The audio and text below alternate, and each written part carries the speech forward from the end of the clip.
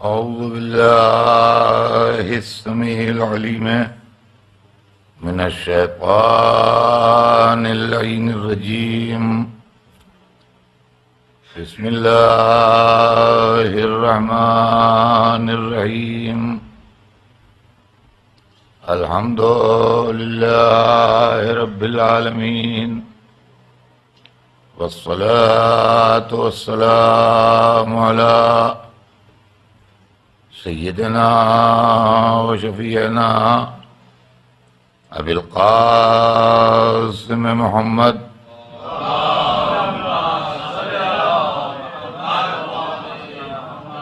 وآلہ الطیبین الطاہرین المعصومین،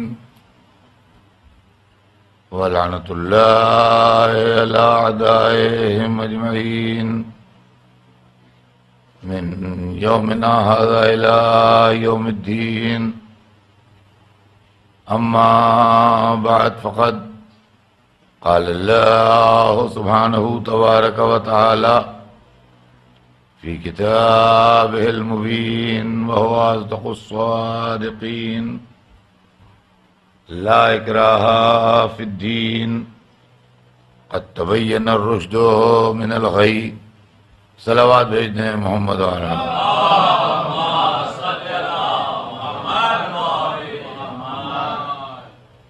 ارشاد اقدس سے جناب رب العزت ہے کہ لا اکراہ فی الدین، دین کے معاملے میں کوئی جبر نہیں ہے، کوئی زبردستی نہیں ہے، کوئی زیادتی نہیں ہے. قد تبین الرشد من الغی، ہدایت کو گمراہی سے الگ کر کے، واضح کر کے، نمایاں کر کے بتایا جا چکا ہے. عزیزان محترم، ہمارے آپ کے درمیان جو گفتگو ہے وہ اب کل توحید و عدل کی منزل پہ آ گئی تھی، اس لیے کہ دین نام ہے عقائد کا،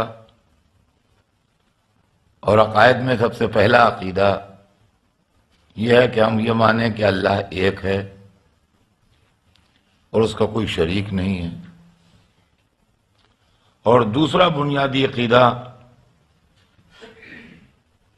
جو ہے فنڈامنٹل فیتھ، ہمارا بنیادی جز ہمارے دین کا، وہ یہ ہے کہ ہم یہ مانیں کہ اللہ عادل ہے، انصاف کرتا ہے، وہ کسی پر ظلم و زیادتی نہیں کرتا ہے.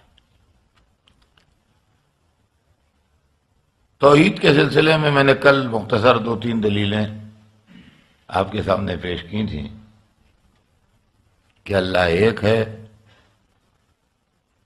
اور ہے اس لیے کہ ہمارے دماغ میں جلتی ہوئی شمع عقل اشارہ کرتی ہے کہ ہے.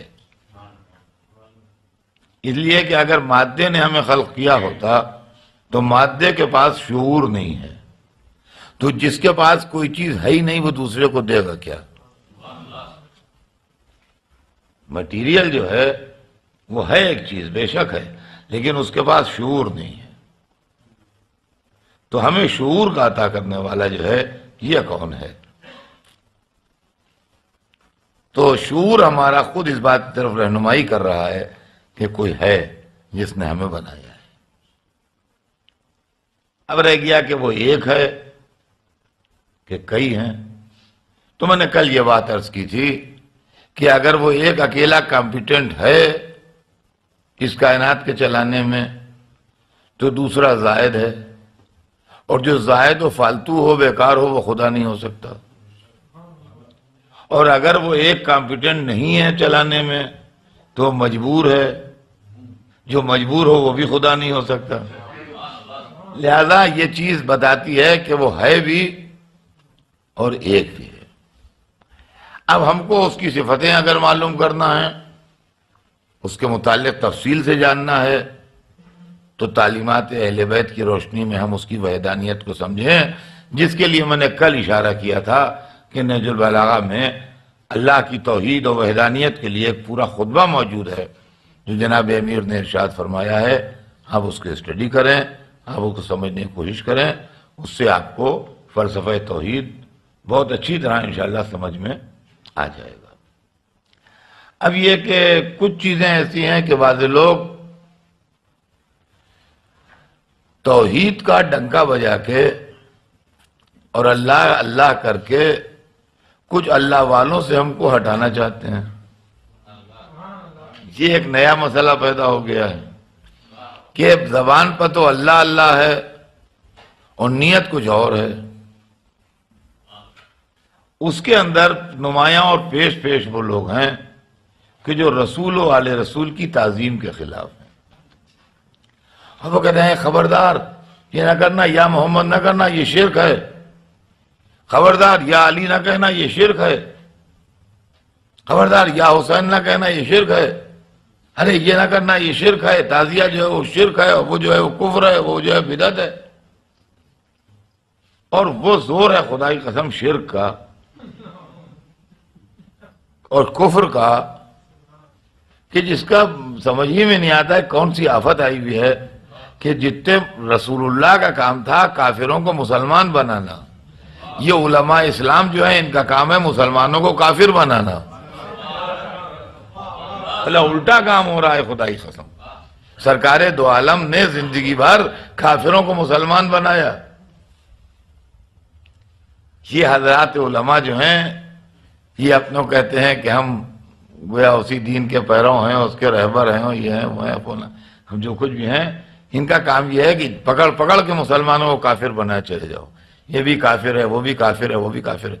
اچھا ہمارے فرقے کے لیے تو باقاعدہ کمپین چلتی ہے کہ شیعہ کافر، شیعہ کافر، شیعہ کافر، شیعہ کافر، ایک پوری کنٹری ہے جہاں یہ نعرہ لگتا ہے کہ شیعہ کافر۔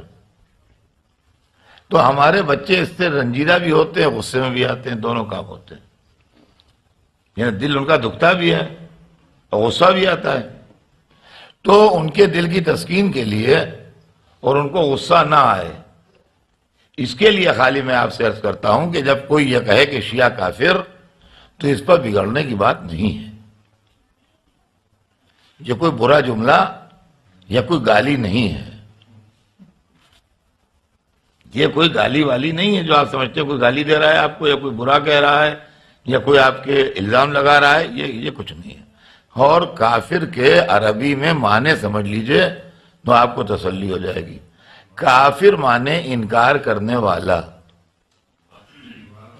جو کسی بات سے انکار کرے، جو کسی بات کو ڈینائی کرے وہ کافر ہے۔ تو جب رسول اللہ نے اسلام پیش کیا تو جنہوں نے اس کو ایکسپٹ کرنے سے انکار کیا تو عربی زبان میں انکار کرنے والے کو کافر کہتے ہیں،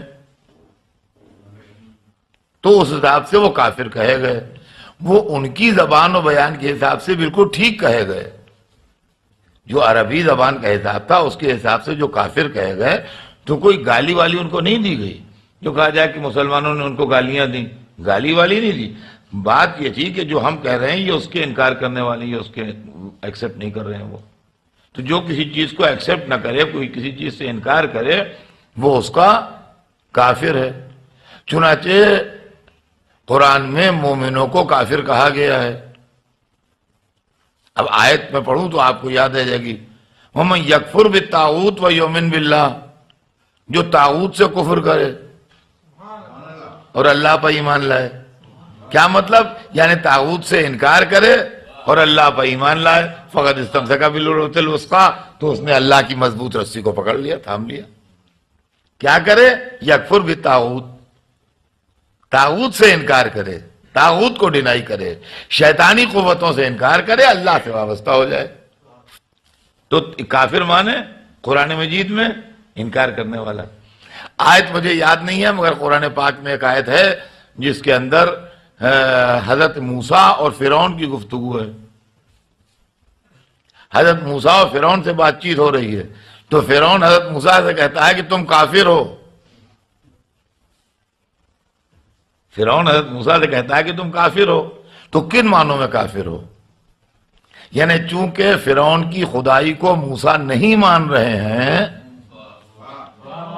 فرعون کو خدا ماننے سے موسیٰ انکار کر رہے ہیں، لہذا فرعون کہہ رہا ہے تم کافر ہو، ٹھیک کہہ رہا ہے کافر ہو، اس لیے کہ اس کی خدائی کو ماننے سے انکار کر رہے ہیں۔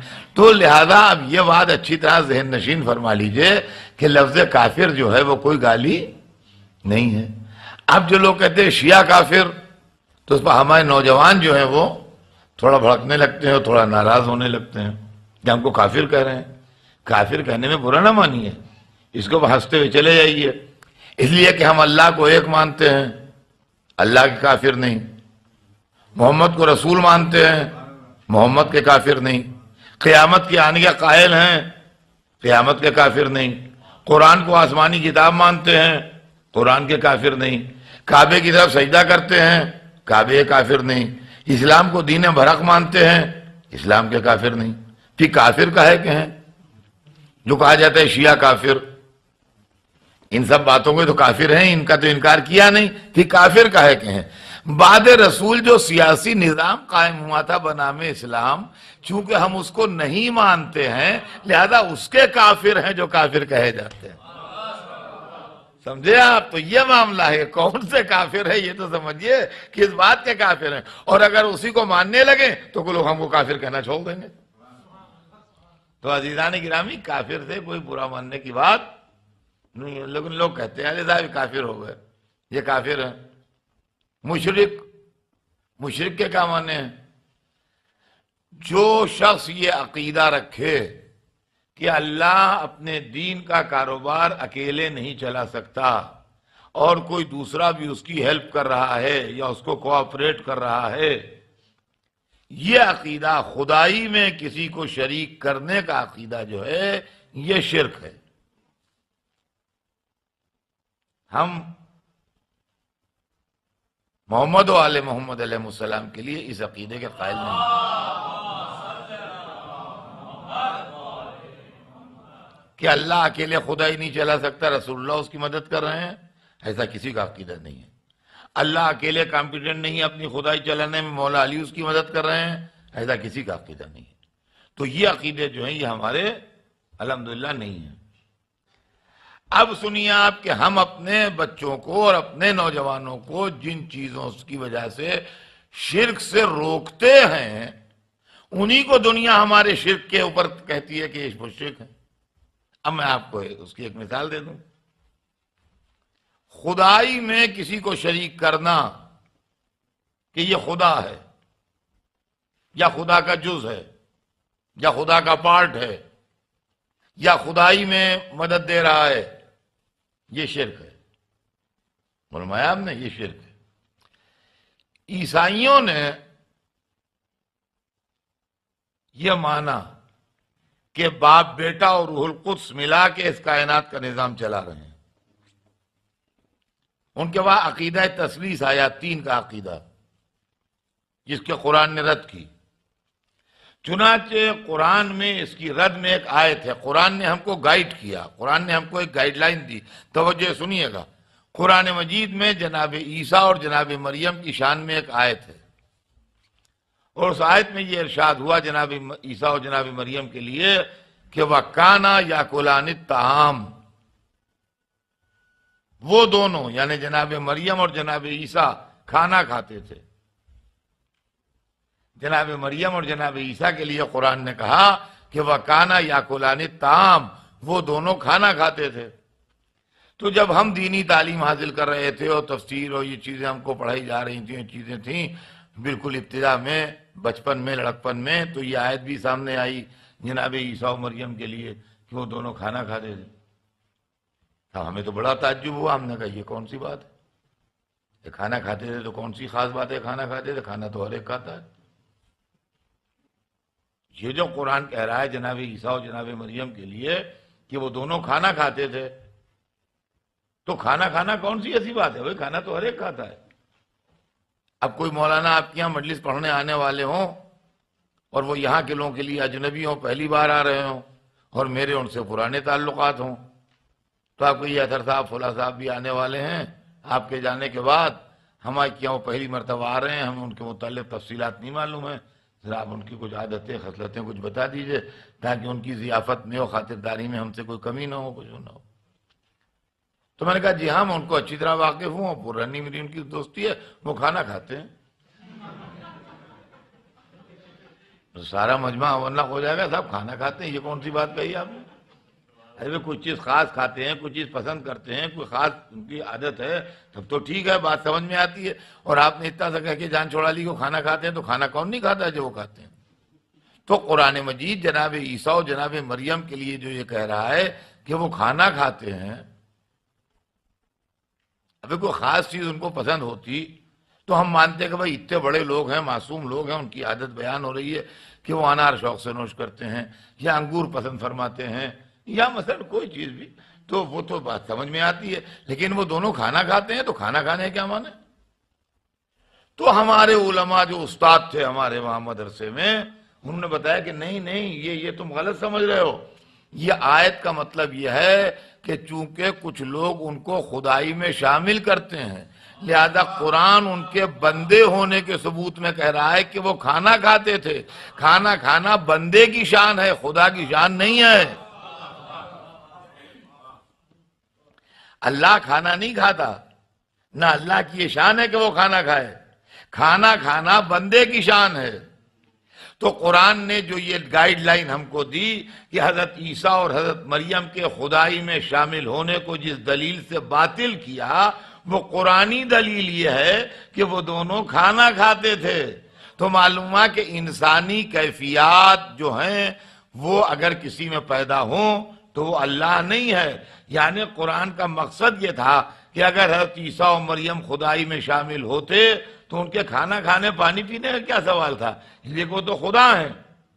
چونکہ کھانا کھاتے ہیں لہذا یہ بات ثابت ہوئی کہ وہ بندے ہیں۔ اب جو ہم کو لوگ کہتے ہیں کہ تم تو یکساں علی علی کیا کر، تو ہم کیا کیا کرتے ہیں؟ کہا زندگی بھر جو کی روٹی کھائی، تو یہ خدا ہونے کے ثبوت ہے کہ بندہ ہونے کا ثبوت ہے؟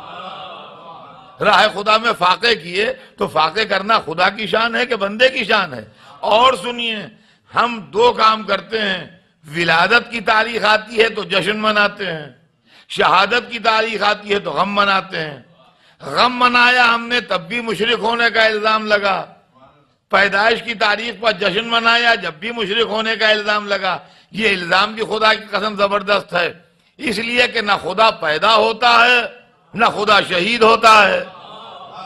اب ہم اپنے بندوں کو، اپنے بچوں کو جو ہر سال ٹریننگ دیا کرتے ہیں، آج 17ویں ربیع الاول ہے، رسول اللہ کی ولادت ہوئی ہے، اچھے کپڑے پہنو، چلو سینٹر میں چلو، جشن ہو رہا ہے، آج 13ویں رجب ہے، مولا علی پیدا ہوئے ہیں، بڑی خوشی کا دن ہے، نظر ہوگی گھر میں، یہ ہوگا وہ ہوگا، آج معصوم عالم کی ولادت ہے، آج امام حسن کی ولادت ہے، آج امام حسین کی ولادت ہے، آج فلاں امام کی ولادت ہے، اور آج 21 رمضان ہے، کالے کرتا پہن کے چلو، آج 10ویں محرم ہے، حسین شہید ہوئے۔ اگر ہم ان لوگوں کو خدا مانتے ہوتے تو نہ خدا کے لیے ولادت ہے نہ خدا کے لیے شہادت ہے۔ اب کہیے بھی کرتے کیوں ہو؟ کرتے اس لیے ہیں کہ ہمارے بچوں کے دل میں بیٹھا رہے کہ یہ بندے ہیں، کمالات دیکھ کے نصیریوں کی طرح یا عیسائیوں کی طرح بہک نہ جائیں۔ صلوات بھیج دیں محمد والے۔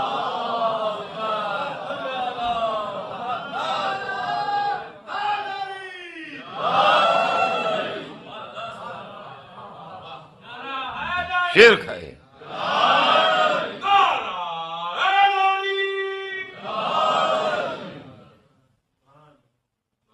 یا محمد کہا اور شرک ہو گیا۔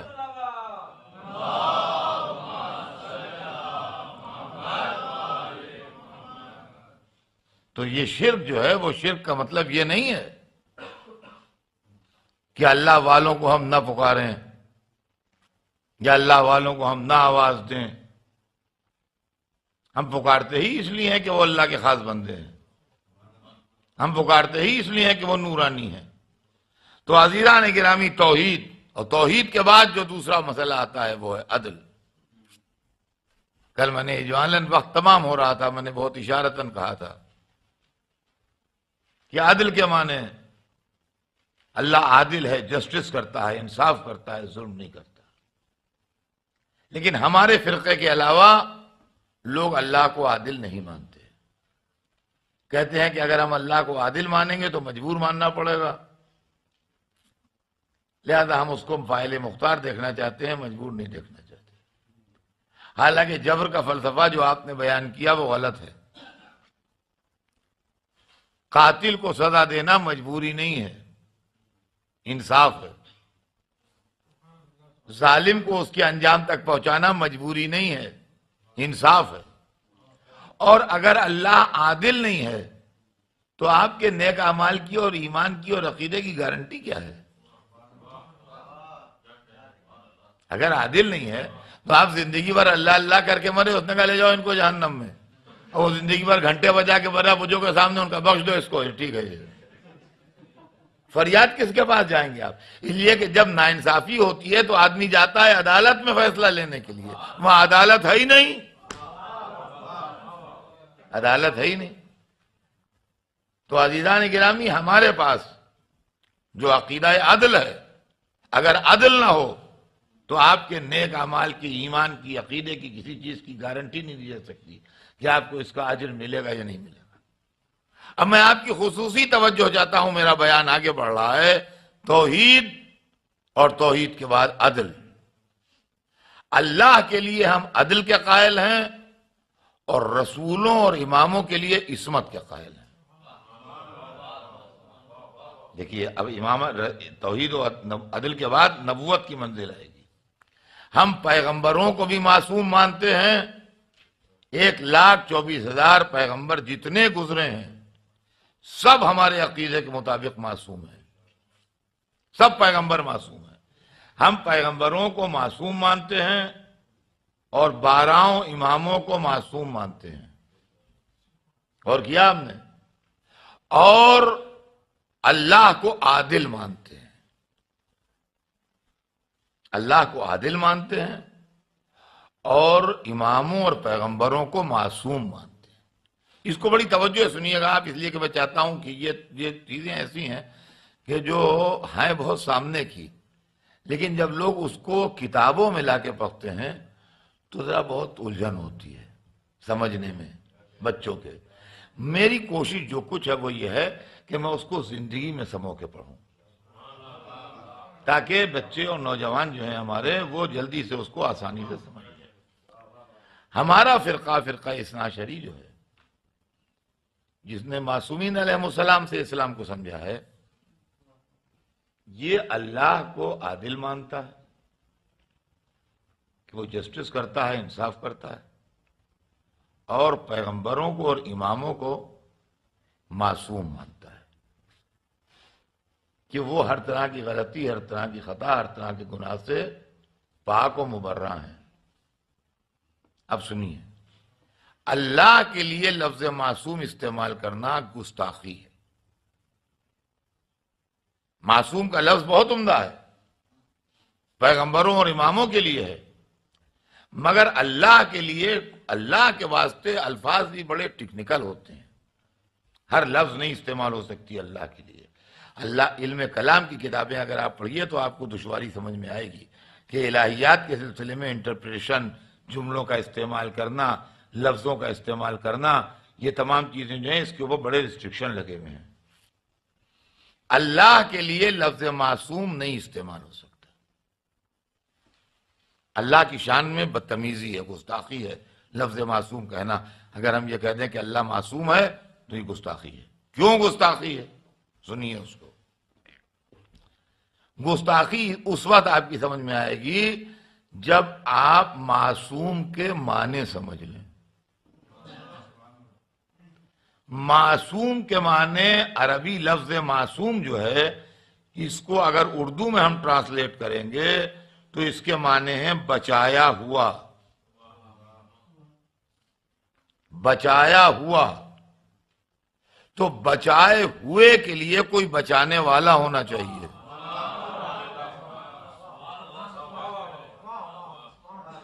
اور یہی چیز اگر آپ انگریزی میں اس کا ڈیفینیشن دیکھیں گے لفظ معصوم کا، تو انگریزی میں اس کا ڈیفینیشن یہ ہے کہ divinely protected from all kinds of since and error. Divinely protected from all kinds of since and errors, تو وہاں بھی پروٹیکٹڈ کا لفظ استعمال ہوا ہے.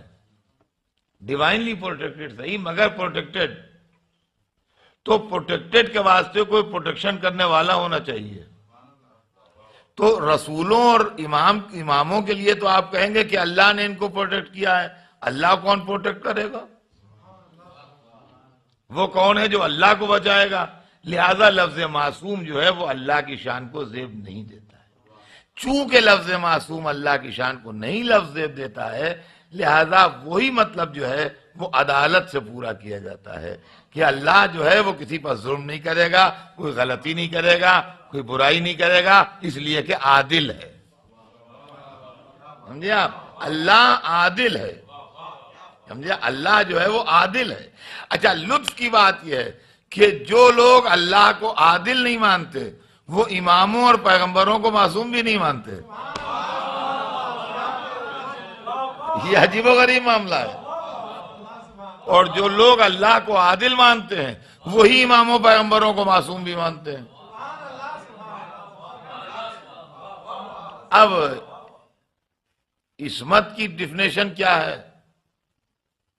عصمت کی ڈیفینیشن یہ ہے ہمارے علم کلام کی کتابوں میں کہ عصمت اللہ کا ایک لطف خفی ہے.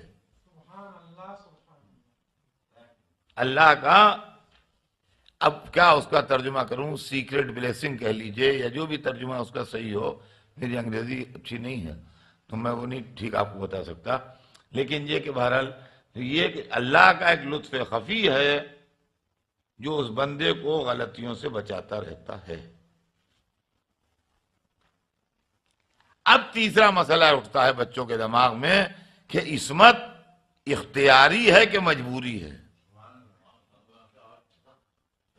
سمجھے آپ؟ عصمت اختیاری ہے کہ مجبوری ہے. تو اماموں کی عصمت اور پیغمبروں کی عصمت اختیاری ہے. فرشتوں کی عصمت جو ہے وہ اللہ نے ایسا بنایا ہے کہ وہ معصوم ہے. فرشتے بھی معصوم ہیں. فرشتوں کی عصمت وہ ہے کہ جو اللہ نے ان کو چونکہ معصوم بنایا ہے لہذا وہ غلطی نہیں کریں گے.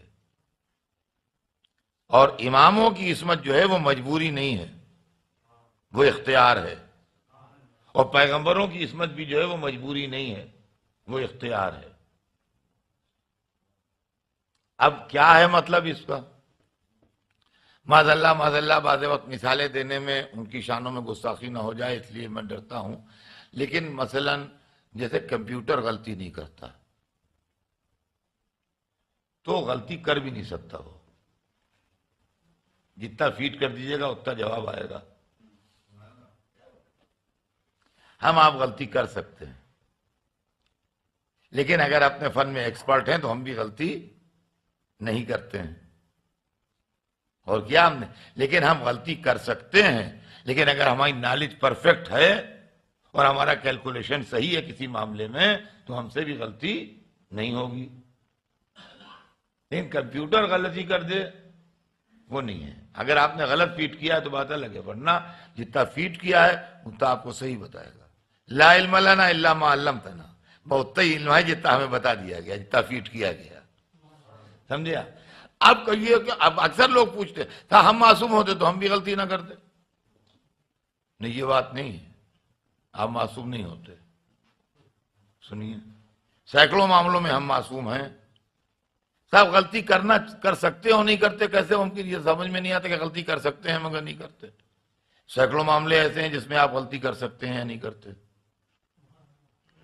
پرسوں ہمیں ڈاکٹر صاحب لے گئے تھے، ڈاکٹر مسعود صاحب دکھانے کے لیے جو یہاں کی سب سے اونچی عمارت ہے، اس کے ٹیرس پر اوپر لے گئے جہاں سے پورا ویو دکھائی دیتا ہے یہاں کا. اب وہ 80 مالے کی کتنے کی بلڈنگ ہے، وہ بھارت جتنی بھی ہے. شیشے لگے ہوئے ہیں اس میں. ایک سیکشن وہاں ایسا بھی ہے جہاں شیشے نہیں لگے ہیں، خالی گرل لگی ہے. وہاں جا کے ہوا کھا لیجیے باہر. ہاں، ایک بات بتائیے، ہم یا آپ یا یہاں جتنے بیٹھے ہیں اس گرل کو توڑ کے وہاں سے جمپ کر سکتے ہیں نیچے یا نہیں کر سکتے؟ اگر وہ گرل نہ ہو یا وہ شیشہ نہ لگا ہوا ہو تو اس کے اوپر سے نیچے جمپ کر سکتے ہیں کہ نہیں کر سکتے؟ یا جمپ کرنے سے پہلے پیرالائز ہو جائیں گے، نہیں جمپ کر پائیں گے؟ تو اتنے اونچے پتے جمپ تو کر سکتے ہیں، مگر نہ کرتے ہیں نہ کرنے کی سوچتے ہیں۔ دیکھیے، نہ کرتے ہیں نہ کرنے کی سوچتے ہیں۔ اس لیے کہ اس بات کا یقین ہے اچھی طرح سے، کوئی ڈاؤٹ نہیں ہے کہ زمین پر گرنے کے بعد ہم اپنے پیروں سے اٹھ نہیں پائیں گے۔ سمجھے آپ؟ زندگی بچنے کا کوئی سوال نہیں۔ آپ آسٹریلیا کو نہ سوچئے، ہندوستان پاکستان جہاں سے آپ آئے ہیں وہاں کے کسی گندی نالی کا تصور کیجئے، گلیوں میں جو ہوتی ہیں نالیاں، جس کے کنارے سویرے بچے بیٹھے دکھائی دیتے ہیں،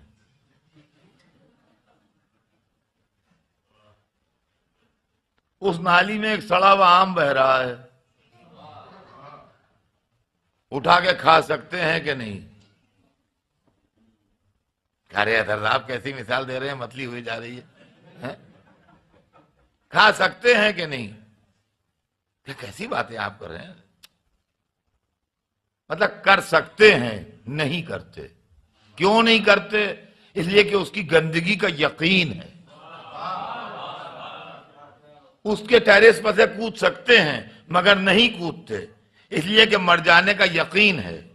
اسی طرح معصوم گناہ کر سکتا ہے مگر نہیں کرتا، اس لیے کہ اس کی برائی کا یقین ہے۔ سمجھا؟ اس کی برائی کا یقین ہے، اس کا علم اس کو بتاتا ہے۔ جس طریقے سے ہم اکائیاں لینے لگتے ہیں ایک ایسی گندی چیز کے تصور سے، ویسے لقمہ حرام سے وہ اکائیاں لینے لگتا ہے، اس کے ذہن میں کوئی تصور ہی نہیں۔ اب پھر کہیے کہ جو یہ آپ نے ڈیفینیشن دی کہ لطف خفی ہے، یہ کیا ہے؟ جب عصمت اختیاری ہے تو پھر اللہ کا لطف خفی کیا ہے؟ لطف خفی کا مطلب یہ ہے کہ ایک جگہ ہمیں معلوم ہے کہ یہ جگہ مضبوط ہے، ہم یہاں جائیں گے تو یہ گرے گی نہیں، لیکن کسی نے اس کو توڑ دیا ہے ایسا کہ کوئی آئے تو گر پڑے، وہاں پر وہ اللہ کا لطف خفی کام کرتا ہے کہ اس کو نہیں جانے دیتا۔ فرمایا ہم نے تو عصمت، اب عصمت چونکہ عصمت میں گڑبڑ کیا ہو گئی، دیکھیے توجہ چاہتا ہوں عزیزان گرامی آپ کی، عصمت کے اندر گڑبڑ یہ ہو گئی کہ عصمت کو لوگوں نے فضیلت سمجھا، اور جب فضیلت سمجھا تو ہر ایک نے چاہا ہم بھی داخل ہو جائیں۔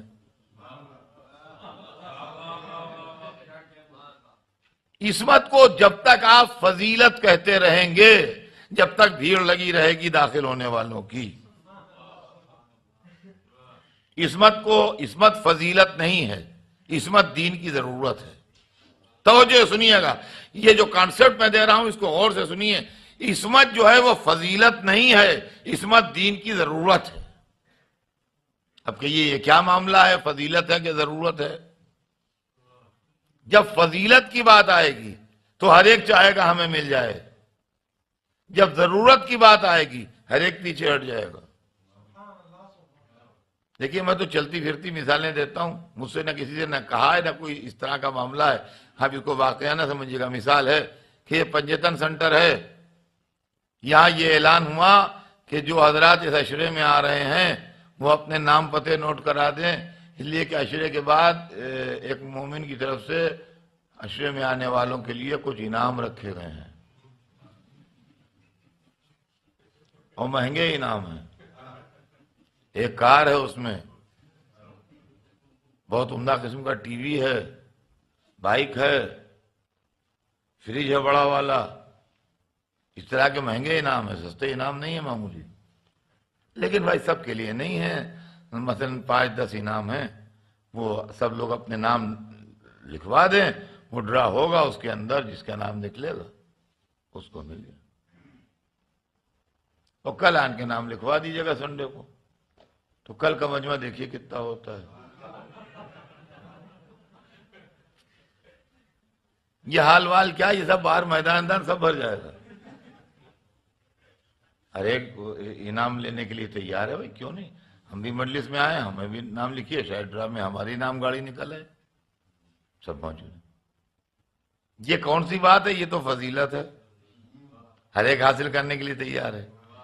اچھا دوسری شکل یہ ہے کہ یہ انعام ہوا کہ حضرات یہ سنٹر جو ہے اس کے اندر ڈیولپمنٹس ہونا ہے، اس کے اندر نئے پروجیکٹ شروع ہونا ہے، اس کے اندر بہت سے اور کام ہونا ہے، اس کے لیے فنڈز کی ضرورت ہے. لہذا کل کی مجلس کے بعد فنڈز کی اپیل کی جائے گی.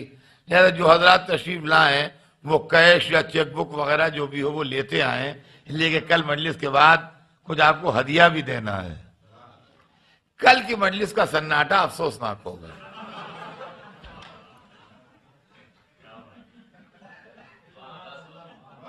کسی کی ٹرین مس ہو جائے گی، کسی گاڑی پنکچر ہو جائے گی، کسی کی عین وقت پر باہر سے مہمان آ جائے گا انڈیا پاکستان سے. بہت سے لوگ مجبوری کا شکار ہو جائیں. جب ضرورت کی بات آتی ہے تو لوگ پیچھے ہٹ جاتے ہیں، جب فضیلت کی بات آتی ہے تو لوگ آگے بڑھ جاتے ہیں. اب ہمارے اوپر بڑے الزامات لگائے جاتے ہیں، صاحب رسول کی بیویوں کو نہیں مانتے. رسول کی بیویوں کیوں نہیں مانتے؟ داخل اہل بیت نہیں مانتے، یہ شیعہ لوگ نہیں مانتے. شیعہ لوگ کیا اور غیر لوگ کیا؟ سوال یہ پیدا ہوتا ہے کہ عصمت جو ہے وہ کیا چیز ہے؟ عصمت جو ہے اس کی ڈیفینیشن یہ ہے کہ پیدائش کے وقت سے لے کے موت کے وقت تک جان کے یا بھولے سے کوئی چھوٹا یا بڑا گناہ جو نہ کرے وہ معصوم ہے. سمجھے آپ؟ یہ ہے عصمت کی ڈیفینیشن. پیدائش کے وقت سے لے کے موت کے وقت تک جان کے یا بھولے سے چھوٹا یا بڑا کوئی گناہ جو نہ کرے وہ معصوم ہے.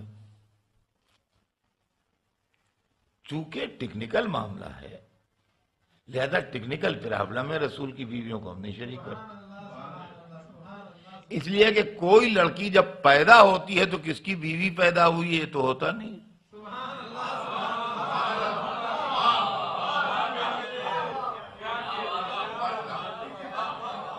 بھائی دنیا میں جتنی لڑکیاں پیدا ہوتی ہیں، اس کی بہن پیدا ہوئی ہے، اس کی بیٹی پیدا ہوئی ہے، اس کی پوتی پیدا ہوئی ہے، اس کی نواسی پیدا ہوئی ہے، یہ تو سمجھ میں آتا ہے. لیکن یہ بیوی کس کی پیدا ہوئی ہے یہ کچھ نہیں معلوم. بیٹی کس کی ہے یہ معلوم ہے، بہن کس کی ہے یہ معلوم ہے. یہ اس کی دادی، اس کا دادا کون ہے، پوتی کس کی ہے معلوم ہے، نواسی کس کی ہے معلوم. پیدائش کے وقت معلوم ہے، جب پیدا ہوا اسی وقت معلوم ہے. بیوی کس کی پیدا ہوئی. اب صاحب زندگی گزری، یہ ہوا وہ ہوا، وہ جوان ہوئی اور شادی کی عمر آئی، ادھر سے ادھر سے چار جگہ سے پیغام آئے. ماں نے، باپ نے، گھر والوں نے، انہوں نے جتنے بھی اپنے پسند کیا کہ یہ لڑکا اچھا ہے، فلاں ہے، ٹھیک ہے. اس کے ساتھ اس کی نکاح ہو گئے. اب یہ اس کی بیوی ہو گئی. جب رشتے ایجاب و قبول عالموں نے یا دو پڑھ رہے ہیں یا ایک ہی پڑھ رہا ہے، بہرحال جب وہ پروسیجر جو قانونی اسلامی ہے جب وہ پورا ہو گیا نکاح خانی کا تو وہ عورت اس کی بیوی، وہ لڑکی اس کی بیوی ہو گئی. اب اگر زندگی میں اچھی بنی اور نبھی تو زندگی بھر وہ اس کی بیوی رہی، وہ اس کا شوہر رہا. اگر زندگی میں انڈرسٹینڈنگ اچھی رہی اور نبھ گئی تو ساری لائف وہ اس کی بیوی ہے، وہ اس کا میاں ہے، وہ چلو ٹھیک ہے. اب معلوم ہے فلاں صاحب کی بیوی ہیں یہ. اور اگر زندگی میں اچھی نہیں نبھی تو پھر علیحدگی بھی ہو جاتی ہے. تو تھوڑے دنوں وہ مسٹر ایکس کی بیوی رہیں اور اس کے بعد جب ڈائیورس ہو گئی تو پھر وہ مسٹر ایکس کی بیوی نہیں رہی. پھر تھوڑے دنوں بعد ان سے مسٹر وائی نے شادی کر لی. تو بھائی کی بیوی ہو گئی. یہی ہے نا صاحب یا اس کے علاوہ ہے؟ عصمت کا ٹیکنیکل معاملہ کیا ہے کہ پیدائش کے وقت سے رسول کی بہت سی بیویاں پیدا ہوئی حالت کفر میں. شادیاں پہلے کافروں سے ہوئیں، بعد میں اسلام قبول کیا. شرک ظلم عظیم ہے، شرک گناہان کبیرہ میں آتا ہے. ہم ان پر الزام نہیں دیتے، لیکن حالات کی مجبوری کے تحت جن کے دامن داغدار ہیں وہ معصوموں میں کہاں داخل کیے لے رہے ہیں. آپ غور کیجئے اس مسئلے کو. اچھا رہ گیا یہ کہ اگر آیے تطہیر کا مطلب یہ ہے کہ رسول کی بیویاں پاک دامن ہیں تو اس کے لیے اتنی سب بحث کرنے کی ضرورت ہی نہیں. آدم سے لے کے سرور کائنات تک جتنے پیغمبروں کی شادیاں ہوئی ہیں اور جتنے پیغمبر بیوی والے گزرے ہیں، ہمارا فرقہ جو ہے وہ سب کو پاک دامن مانتا ہے. ہم ان کے کردار کو انگلی نہیں اٹھاتے ہیں. حوا سے لے کے جو حضرت آدم کی زوجہ تھیں اور سرور کائنات کی بیویوں تک ہم کسی کے کردار پر انگلی نہیں اٹھاتے. اور قرآن میں جو نوح و لوط کی بیویوں کا تذکرہ ہے تو ہمارے مفسرین نے یہ تفسیر نہیں لکھی ہے کہ ان کا چال چلن خراب تھا، بلکہ خانتہ ہما کا مقصد یہ بتایا ہے کہ ان کے دل میں شرک چھپا ہوا تھا، بظاہر اپنے کو وہ ایمان ظاہر کر رہی تھیں. یہ خیانت تھی جو وہ نبی سے کر رہی تھیں. خانتہ ہما کا مطلب یہ نہیں ہے کہ انہوں نے چال چلن کی کوئی خیانت کی تھی. تو اگر بات چال چلن کی حد تک ہے تو چال چلن کی حد تک تو ہم ان کو پاک دامن مانتے کہ ان کے دامن پر کوئی دھبا اس نوعیت کا جس کو آپ کرپشن کہتے ہیں وہ نہیں ہے. اور اس کے اندر کوئی پیغمبروں کی بیوی ہونے کی شرط بھی نہیں ہے، بلکہ اچھے کردار کی عورتیں مسلمانوں میں بھی ہوتی ہیں، غیر مسلمین میں بھی ہوتی ہیں. آپ ہر عورت کو جو مسلمان نہیں ہے بد کردار نہیں کہہ سکتے. ہر عورت کو جو مسلمان نہیں ہے آپ یہ نہیں کہہ سکتے کہ چونکہ مسلمان نہیں ہے لہذا یہ آوارہ ہے. اسی دھوکے میں نہ رہیے گا کبھی، اس لیے کہ وہ ایک کردار مخصوص ہے اس کا، وہ کسی مذہب سے تعلق. تو ہم نے تاریخ میں پڑھا ہے ہندو عورتوں کو کہ جب مسلمانوں نے ان کے قلعوں میں داخل ہو گئے تو بولیوں کنویں میں کود پڑیں، کسی مسلمان کو اپنے جسم پر ہاتھ نہیں لگانے دیا. ہسٹری میں ہے. یا مثلا میں آپ کو قرآنی ثبوت دوں، ہسٹری لے جانے کی کیا ضرورت ہے. پیغمبروں کی بیویوں کی بات ہو رہی ہے، نہایت بدترین آدمی کی بیوی تھیں آسیہ کہ نہیں تھیں؟ اب ان کے کردار کے لیے کیا کہیے گا جن کی قرآن میں تعریف ہے؟ آپ ان کے کردار کے لیے کیا کہیے گا جن کی قرآن میں تعریف ہے؟ تو ان کا پاک و پاکیزہ کردار تھا کہ نہیں تھا پاک و پاکیزہ کردار جب قرآن ان کی تعریف کر رہا ہے؟ تو عزیزان گرامی یہ بات نہیں ہے. اگر بات یہ ہے تو یہ تو ہم پہلے سے مانتے ہیں، اس کو ثابت کرنے کے لیے اتنی محنت نہ کیجیے. اور اگر بات یہ ہے کہ جو آیہ تطہیر میں ہے کہ اس طرح پاک کر دیا جو حق ہے پاک کرنے کا، تو عزیزان گرامی یہ بات ٹیکنیکلی ہمیں حلق سے نہیں اترتی کہ ایک بیوی کل تک پاک نہیں تھی، آج پاک ہو گئی، کل پھر پاک نہ رہی. یہ کیا تماشا ہو رہا ہے؟ کیا دین ہے یہ؟ کیا کھیل بنا رہے ہیں آپ؟ سمجھے آپ؟ اور کیا مقصد ہے کہنے کا؟ تو عزیزان گرامی معاملہ یہ ہے کہ جب تک آپ، اور دیکھیے قرآن مجید میں جو لوگ استعمال کرتے ہیں کہ اہل بیت کا لفظ بیوی کے لیے استعمال ہوا ہے، صاحب قرآن میں دیکھیے حضرت ابراہیم کے قصے میں. یہ میں اس لیے سنا دے رہا ہوں کہ یہ اعتراض آتے ہیں پلٹ کے، لہذا آپ کے کان میں بات پڑی رہے. تو ہر زبان میں ایک لفظ جو ہے وہ بہت سے معنوں میں استعمال ہوتا ہے. ہماری زبان میں بھی ایک لفظ بہت سے معنوں میں استعمال ہوتا ہے. ہماری زبان میں بھی ایک لفظ بہت سے معنوں میں استعمال ہوتا ہے. لیکن ہر موقع پر ایک لفظ جو بہت سے معنوں میں استعمال ہوتے ہیں محل استعمال سے ان کے معنی سمجھے جاتے ہیں. آپ ہمیں ملے، ہم نے کہا سنا آپ نے نیا گھر لیا ہے، مبارک ہو. یہ لفظ گھر کا یوز دیکھیے گا. آپ ہمیں ملے تو ہم نے کہا ہم نے سنا کہ آپ نے ماشاءاللہ نیا گھر خریدا ہے، مبارک ہو. ایک استعمال گھر کا. دوسری بار آپ ہمیں ملے، ہم نے کہا سنا آپ کے گھر میں کچھ طبیعت ناساز ہے. یہ گھر کا دوسرا یوز ہے. یہاں گھر کے معنی اور ہیں.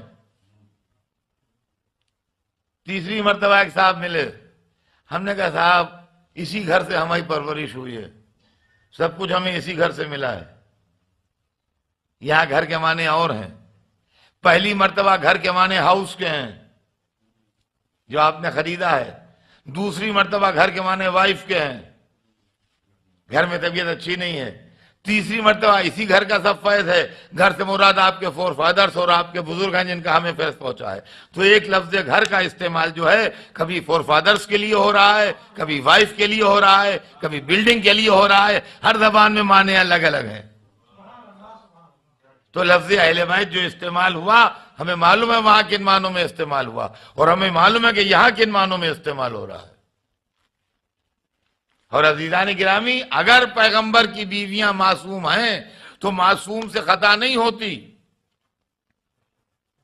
تو قرآن مجید میں جہاں پر پیغمبروں کی بیویوں کی شان میں آیتیں ہیں وہاں کنڈیشنل آیتیں نہ ہوتی. قرآن کہتا ہے یا نساء نبی لستن کاحد من النساء ان اتقیتن، اے رسول کی بیویوں تم عام عورتوں کی طرح نہیں ہو اگر تم تقوی اختیار کرو. یہ اگر کیسا؟ یہ تو معصوم ہیں، ان سے اگر کیسا؟ اور اسی سلسلے کی آیت ہے کہ اگر تم نیک عمل کرو گی تو تمہیں دونا ثواب ملے گا، لیکن اگر تم برائی کرو گی تو تمہیں دونا عذاب ملے گا. معصوم سے برائی کا سوال ہی کیا ہے جو قرآن کہہ رہا ہے کہ اگر تم برائی کرو گی. تو عزیزان گرامی، بات جو عرض کر رہا تھا آپ سے وہ یہ کہ عصمت انبیاء ہو یا عصمت ائمہ ہو، یہ جب تک آپ فضیلت کہتے رہیں گے جب تک اس میں اندر بڑا ہجوم رہے گا. یہ فضیلت نہیں ہے بلکہ ضرورت ہے. اب سنیے ضرورت کیوں ہے. ضرورت کیوں ہے؟ نیڈ ہے دین کی ہے. رسولوں کا اور اماموں کا معصوم ہونا. میں آپ کو پہلے سنا چکا اس بات کو کہ رسول کا کام ہے اللہ سے دین لے کے بندوں تک پہنچانا، اور امام کا کام ہے اس دین کی تشریح و توضیح کرنا، اس دین کا انٹرپریشن کرنا اللہ کی مرضی کے مطابق. یہ میں پہلے کی مجلسوں میں آپ کو دوسری تیسری مجلس میں بہت ڈیٹیل سے سنا چکا ہوں. اگر رسول معصوم نہیں ہوگا تو ڈاؤٹ رہ جائے گا کہ کہیں کے اوپر غلطی تو نہیں ہو گئی، اللہ نے کچھ کہا اس نے کچھ کہہ دیا. اتنا بڑا دین ہے، اتنا بڑا اسلام ہے، اتنے احکام ہیں، اتنا موٹا قرآن ہے، کہیں ایسا تو نہیں ہے کہ اللہ نے یہ لفظ استعمال کیا تھا اس کی زبان سے یہ لفظ نکل گیا. اللہ نے یہاں پر زبر استعمال کیا تھا جس کے معنی یہ ہوتے ہیں، اس پہ زیر سے اس لفظ کو پڑھا جس کے معنی یہ ہوتے ہیں. اگر رسول معصوم نہیں ہوگا تو دین جو ہم کو ملا ہے اس میں ڈاؤٹ رہ جائے گا کہ یہ وہی ہے جو خدا نے دیا ہے یا اس کے علاوہ کچھ ہے. اور اگر امام معصوم نہیں ہوگا تو ڈاؤٹ رہ جائے گا یہ وہی ہے جو رسول نے بتایا ہے یا کچھ اور ہے، یہ وہی ہے جو خدا نے بھیجا ہے یا کچھ اور ہے. تو دین کو ہر طرح کے ڈاؤٹ اور شبہ سے بچانے کے واسطے رسول بھی معصوم ہونا چاہیے، امام بھی معصوم ہونا چاہیے. اس لیے کہ اگر رسول معصوم نہیں ہوگا تو اس میں ڈاؤٹ رہ جائے گا کہ یہ دین جو ہمارے پاس ہے یہ سب کچھ وہی ہے یا اس کے علاوہ کچھ ہے. اور اگر امام معصوم نہیں ہوگا تو اس میں ڈاؤٹ رہ جائے گا کہ جو ہم کو بتایا گیا ہے یہ بالکل صحیح ہے یا اس کے اندر کچھ غلطی ہو گئی. اب عزیزان گرامی اس کو روزمرہ کی زندگی سے آپ سمجھیے تو بات آپ کی سمجھ میں آئے گی، ورنہ بچوں کی سمجھ میں یہ پیچیدہ مسئلے جو ہیں یہ اتنے آسانی سے نہیں آئیں گے. کل میں نے آپ کے سامنے مجلس پڑھی اور آج 24 گھنٹے پورے نہیں ہوئے ہیں کہ دوبارہ پڑھ رہا ہوں. اتفاق سے کل فرائیڈے تھا، سیٹرڈے ہے تو سیٹرڈے کی مجلس ارلی شروع ہوتی ہے. لہذا 24 گھنٹے ابھی کل کی مجلس کو ختم ہوئے نہیں ہوئے ہیں کہ دوسری مجلس آج کی شروع ہو گئی۔ میں آپ سے ایک ریکویسٹ کرتا ہوں کہ آپ مجھے کل کی مجلس جو میں نے پڑھی ہے ایز اٹ از مجھے سنا دیجئے۔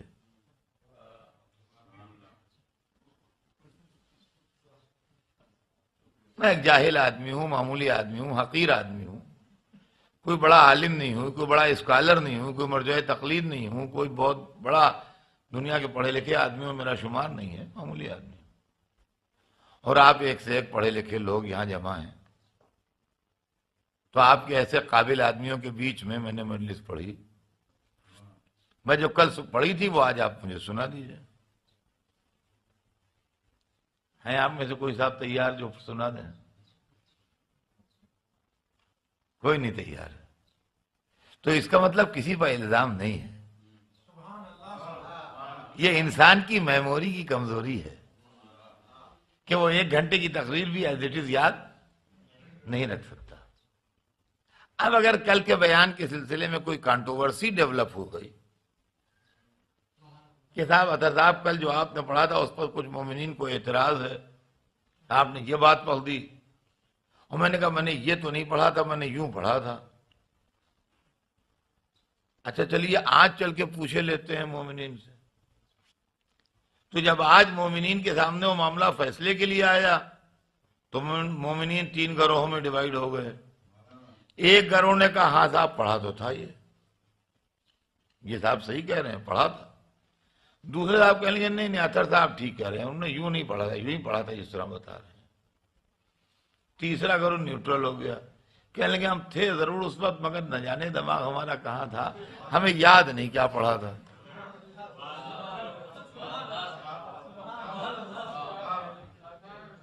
نہ انہوں نے مجھے فیور کیا نہ انہوں نے آپ کو فیور کیا۔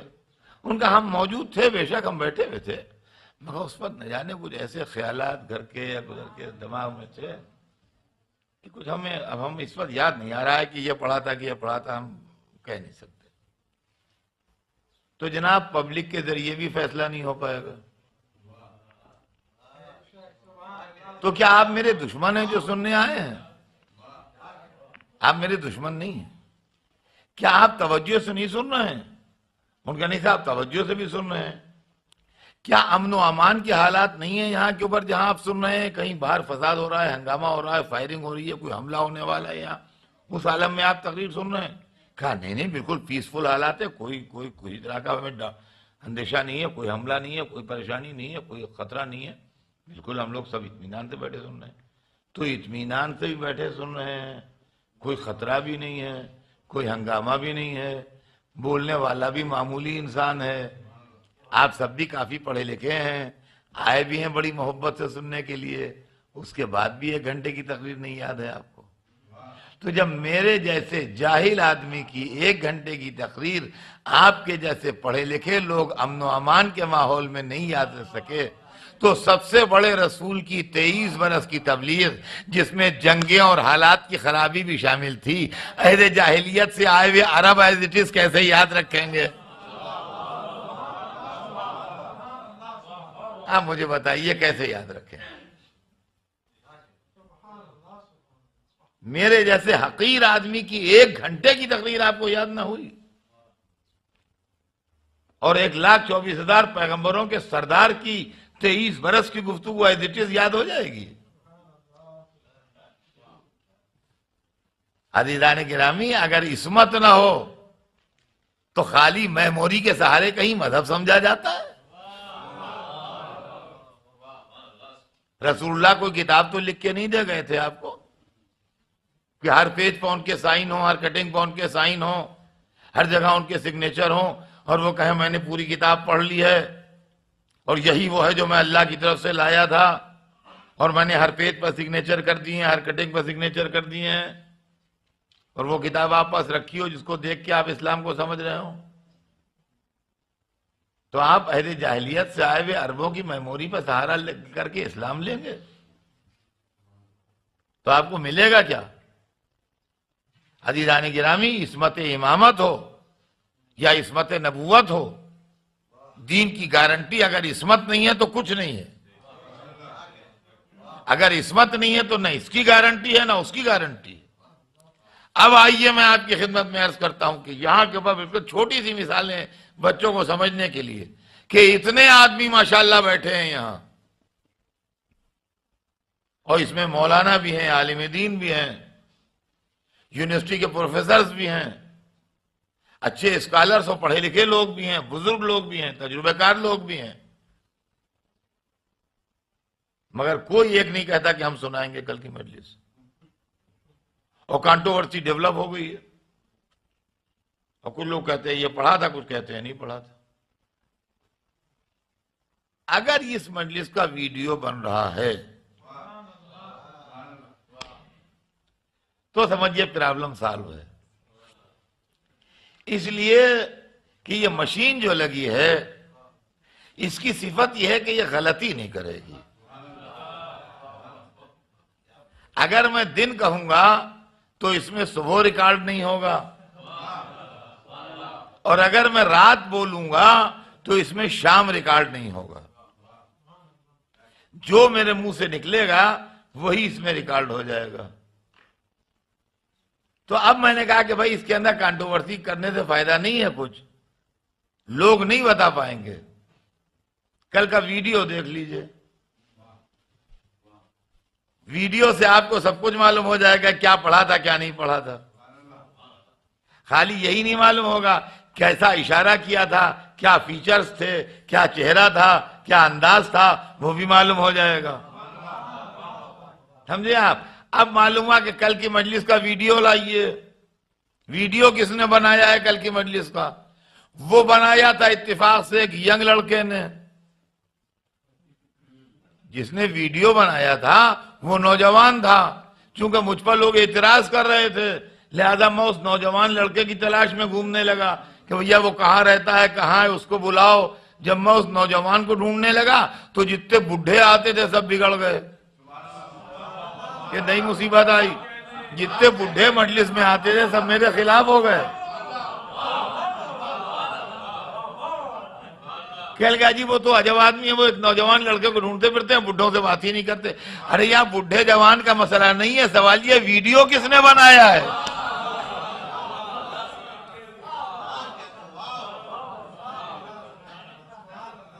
سوال یہ ویڈیو کس کے پاس ہے. ہمیں اس کی تلاش عمر کی وجہ سے نہیں ہے کہ وہ جوان ہے اس لیے تلاش ہے، یا بڈھا ہے اس لیے تلاش ہے، یا بچہ ہے اس لیے تلاش ہے. تلاش اس لیے کہ ویڈیو ہے اس کے پاس. عزیزان گرامی، اب جو اہل بیت کے معاملے میں، علی کے معاملے میں لوگ ایج کا سوال اٹھاتے ہیں یا اماموں کے معاملے میں ایج کا سوال کچھ نہیں ہے. ہمیں تلاش اس بنیاد پر ہے کہ عصمت کس کے پاس ہے. جس کے پاس عصمت ہو وہ بتائے. صلوات بھیجتے ہیں.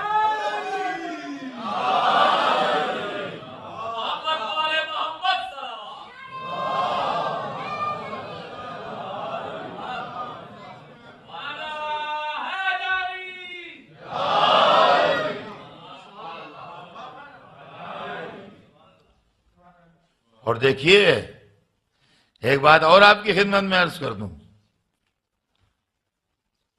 میموری کے سہارے جو بات چلتی ہے وہ آگے جا کے بدل جاتی ہے. اس کا بھی مجھے ایکسپیرینس ہے اور آپ کو بھی ہوگا. میں نے یہاں مجلس پڑھی، ایک صاحب بیٹھے تھے، ان کا بھائی آج اثر صاحب نے بہت عمدہ مجلس پڑھی. انہوں نے اپنے ان دوست سے کہا جو مجلس میں نہیں آئے تھے،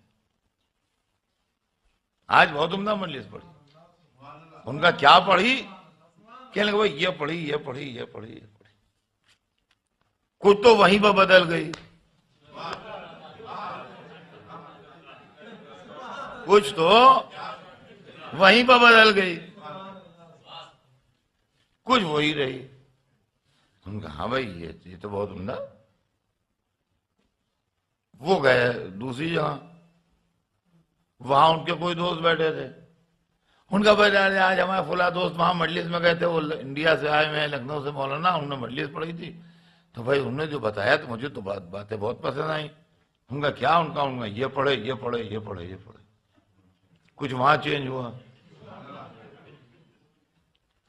انہوں نے جا کے اپنے بھائی سے سنائی. معلوم ہے جب 3-4 منزلوں تک پہنچ گئی تو مجلس کی کچھ ایسی شکل ہو گئی کہ جب میں نے خود سنی تو معلوم ہے کہ نہیں سن رہا ہوں.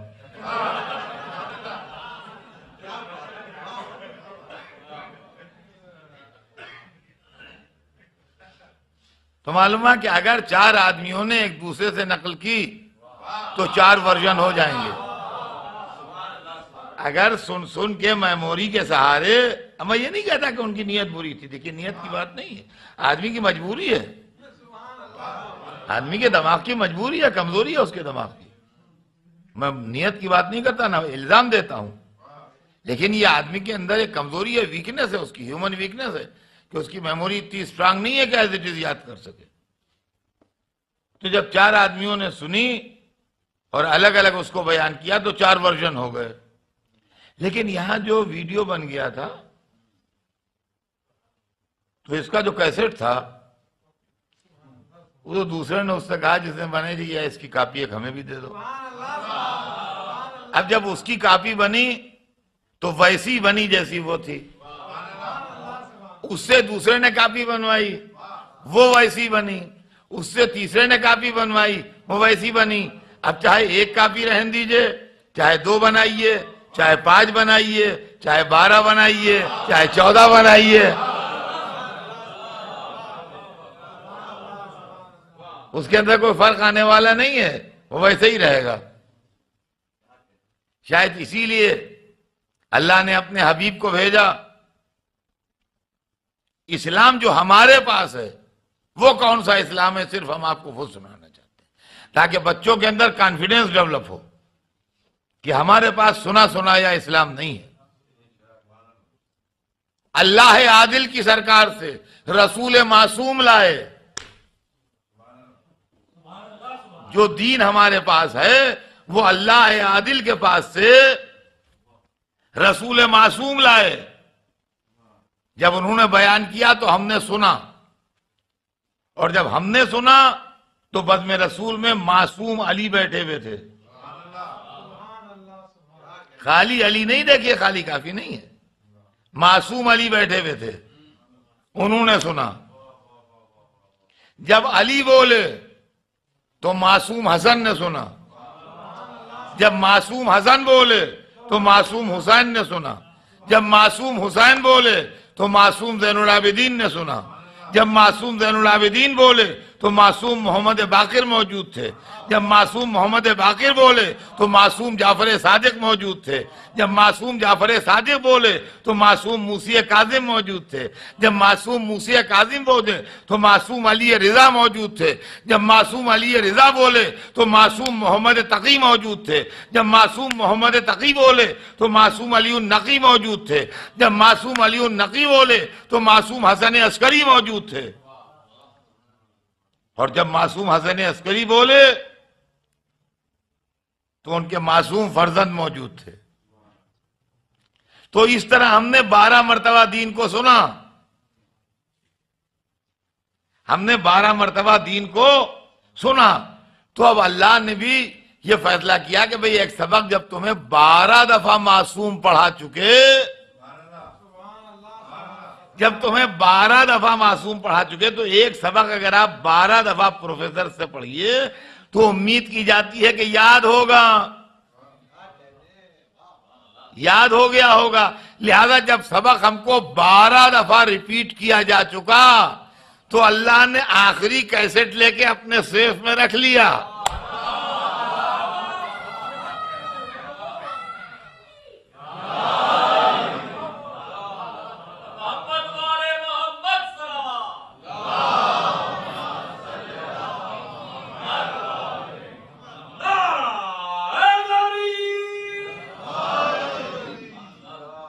آخری کیسٹ لے کے سیف میں رکھ لیا اور ہم سے کہا اب تو تمہیں یاد ہو گیا ہوگا سبق، اب دین کا کام چلاؤ. اب یہ غیبت کے زمانے میں دین کا کام چل رہا ہے وہی 12 دفعہ پڑھے کے اوپر. اب جب ہمارے اندر بوجہ انسان اختلافات بڑھ جائیں گے تو اللہ اوریجنل نکال کے ملان کر لے گا کتنا صحیح ہے کتنا غلط ہے. صلوات بھیج دیں محمد وآل.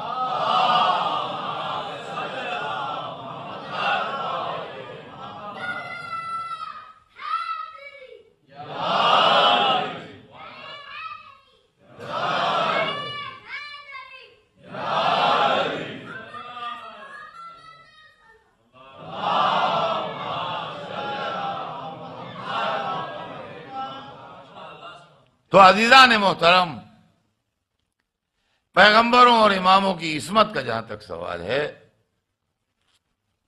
وہ عصمت کوئی فضیلت کی بات نہیں ہے، بلکہ اگر عصمت نہ ہو تو دین کی گارنٹی نہیں لی جا سکتی، اور اس بات پر اعتبار نہیں کیا جا سکتا ہے کہ یہ بات جو کہی جا رہی ہے، میں یہ نہیں کہتا، جو لوگ کہتے ہیں برا، کہتے ہیں برا تو جب کہیں، جب ہم کہیں نہیں، آدمی دھوکے میں بھی، غلطی میں بھی چیز نہیں یاد رہتی ہے، میموری ساتھ نہیں دیتی ہے، تو کیا آپ اس اتنے بڑے مذہب کو، جس کے اندر توحید و عدل و نبوت جیسے اہم مسائل سے لے کے سرما لگانے اور پانی پینے اور آئینہ دیکھنے تک کے آداب ہیں، اور جو 23 برس میں سرور کائنات نے اپنی معجزاتی تبلیغ سے ہم تک پہنچائے ہیں، اس کو ہم محض صحابہ کرام کی میموری کے حوالے کر دیں؟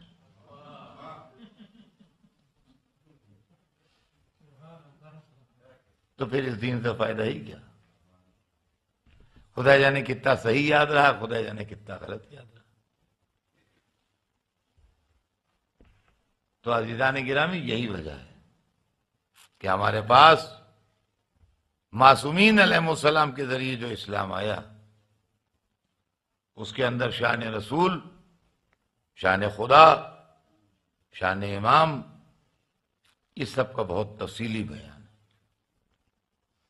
تو جہاں تک اللہ کی عدالت کا سوال ہے اور رسولوں کی عصمت کا سوال ہے، تو اگر رسول معصوم نہ ہو تو دین کے آنے میں ڈاؤٹ رہ جائے گا کہ یہ صحیح آیا کہ نہیں، اور جب دین مکمل ہو جائے اور رسالت کا سلسلہ تمام ہو جائے، تو اگر امام معصوم نہ ہو تو دین کے بتانے میں شبہ رہ جائے گا کہ جو چیز بتائی گئی ہے یہ صحیح ہے کہ نہیں۔ اب سیدھا سیدھا مسئلہ یہ ہے کہ ان کا یہ دنیا نے اہل بیت کی دشمنی میں طلسم بنائے ہیں کہ وہ ہماری طرح انسان تھے، وہ تو بڑھا چڑھا کے لوگ کہتے ہیں، اور علی کو تو خدا بنا دیتے ہیں، اور محمد کو ذکر کر دیتے ہیں، کفر ہے اور شرک ہے، ہم یہاں جو کچھ ہے بس اللہ ہی اللہ ہے، اس کے علاوہ کوئی نہیں، جو کچھ ہے اللہ ہی اللہ ہے، اس کے علاوہ کوئی نہیں، جو وہ چاہتا ہے وہ ہوتا ہے، اس کے علاوہ کوئی نہیں، اور بغیر اس کے حکم کے پتی نہیں ہلتی۔ ہاں تو ہم خود کہتے ہیں بغیر اس کے حکم کے پتی نہیں ہلتی، ہم یہاں بغیر اس کے حکم کے ایک بوند پانی نہیں گرتا، اور داڑھی بھی ہل رہی ہے اور سر بھی ہل رہا ہے، بس اللہ ہی اللہ، اللہ ہی اللہ، اللہ ہی اللہ۔ وہ یقین مانیے یہ اللہ کی محبت میں نہیں ہے، یہ علی کی عداوت میں ہے،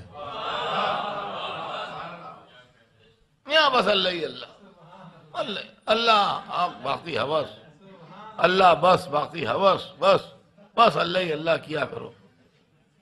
اب کون کم وقت کہے گا کہ اللہ ہی اللہ نہ کرو؟ ہیں؟ اللہ ہی اللہ، اللہ ہی اللہ، اللہ ہی اللہ، اور اللہ کے حکم کے بغیر کچھ نہیں ہوتا، اور پتی نہیں ہلتی، اور پانی کی بوند نہیں گرتی، اور آپ سانس نہیں لے سکتے اللہ کے حکم کے بغیر۔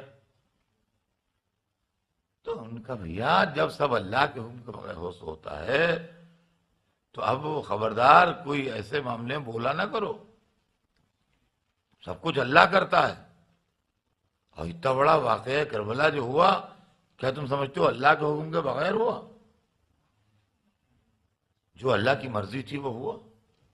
ہم کون بولنے والے، اختلاف کرنے والے، کسی کو اچھا کہنے والے، کسی کو برا کہنے والے، دیکھیے آ گئے مطلب پر۔ اللہ اللہ کہہ کے یہ سارا اللہ اللہ اس لیے تھا کہ یزید بچایا جائے، یہ سارا اللہ اللہ اس لیے تھا کہ یزید بچایا جائے، کہ لیکن اتنا بڑا واقعہ بغیر اللہ کے حکم کے ہو جائے گا؟ ہاں، جو کچھ ہوا اس کے حکم سے ہوا، تم اپنے چھپ کے بیٹھے رہو، تم بولو ہی نا اس معاملے میں، تم کون ہوتے ہو دخل دینے والے؟ ہم نے کہا بالکل صحیح ارشاد ہو رہا ہے، بالکل کسی کو بولنے کا حق ہی نہیں، جو کچھ ہوتا ہے اللہ کی وجہ سے ہوتا ہے، جو کرتا ہے اللہ کرتا ہے۔ کربلا میں بھی جو کچھ ہوا اللہ کی وجہ سے ہوا۔ اب اس کی پالیسی بدل گئی، شاید آپ کو یہ علم نہیں ہے، اس لیے کہ جب بغیر اللہ کے حکم کے پانی کی ایک بوند نہیں گرتی اور ایک پتی نہیں ہلتی تو یہ بڑے بڑے علم کیسے اٹھ جائیں گے اللہ کے حکم کے بغیر؟ یہ مجلسیں کیسے ہو جائیں گی اللہ کے حکم کے بغیر؟ یہ گھنٹہ گھنٹہ پر مقرر تقریر کیسے کر دیں گے اللہ کے حکم کے بغیر؟ جو کچھ ہو رہا ہے اللہ کے حکم سے ہو رہا ہے، بدعت نہ کہیے گا، خبردار۔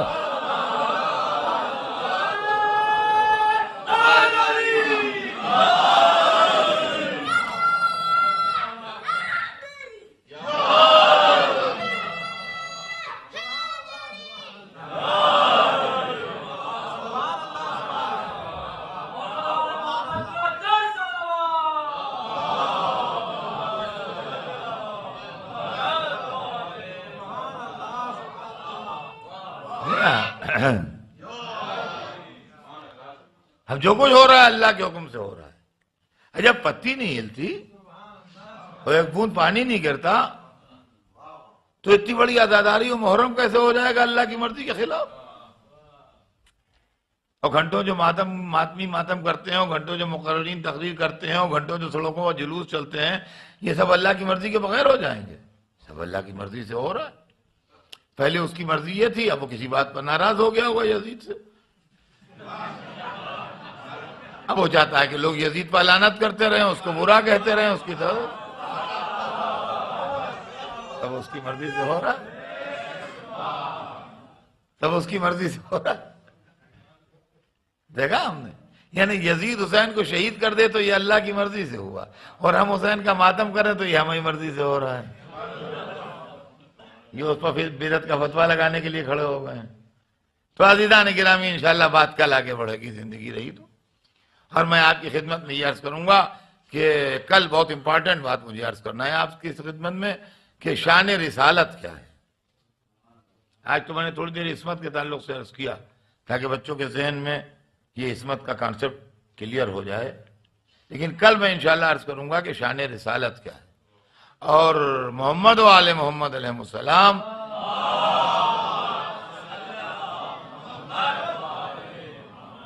کیا ہماری ہی طرح آرڈینری انسان ہیں جیسے لوگ کہتے ہیں، یا وہ نورانی اور روحانی بھی ہیں؟ اور اگر نورانی اور روحانی ہے تو کیوں ہیں؟ اور اگر ہماری طرح آرڈینری انسان نہیں ہے تو کیوں نہیں ہے؟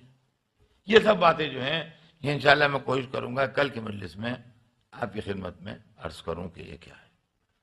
لیکن آج تو صرف اتنا کہ عداوت حسین کا جذبہ جو ہے وہ قدم قدم کے اوپر نمایاں ہوتا ہے، اور نگاہوں کے سامنے آتا ہے کہ یہ مخالفت اہل بیت کی اسپرٹ ہے جو ان جگہوں کے اوپر کام کر رہی ہے کہ یہ کیسے ہو گیا، یہ کیسے ہو گیا، یہ کیسے ہو گیا۔ جو کچھ ہوتا ہے اللہ کی مرضی سے ہوتا ہے، جو کچھ ہوتا ہے وہ اللہ کرتا ہے، اس کے اندر ہمیں بولنے کا کوئی حق نہیں ہے۔